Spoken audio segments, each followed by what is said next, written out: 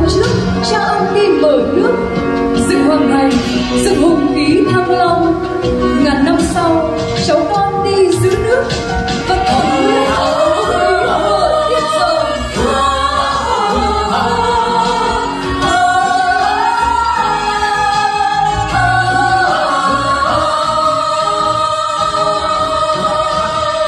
Hoa lâm dấu tích vẫn còn, đứng vua sáng lập một vương triều, tìm nơi thánh địa rời đô cũ, vị thế Thăng Long bền vững muôn đời.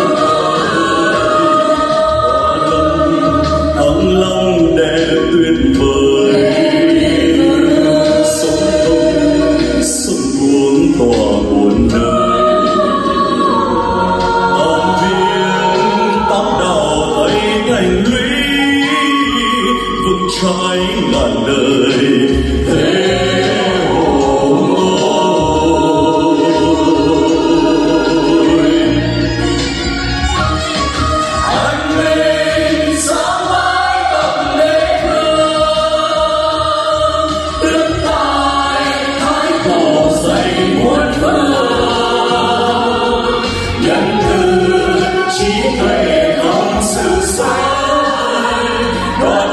Muôn dân tạo thế cường,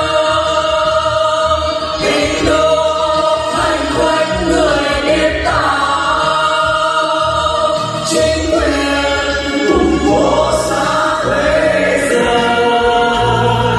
vương triều cơ sở đó trình đốn, giữ gìn non nước.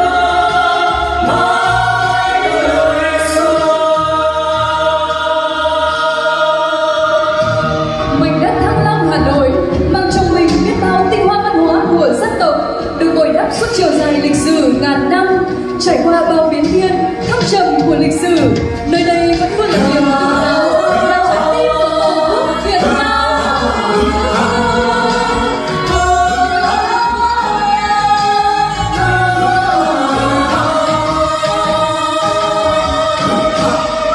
Hoa lâm dấu tích vẫn còn, đứng vua sáng lập một vương triều, tìm nơi thánh địa rời đô cũ, vì thế Thăng Long bền vững muôn đời.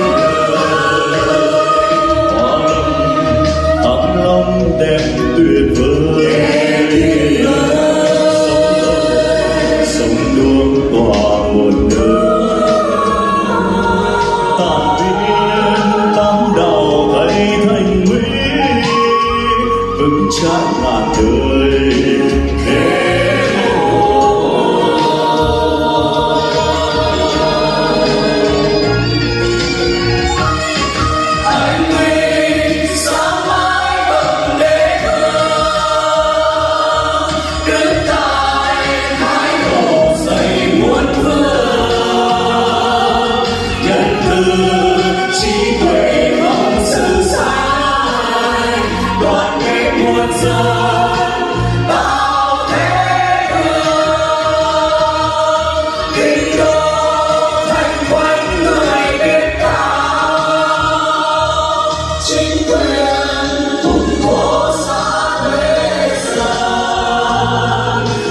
Chiều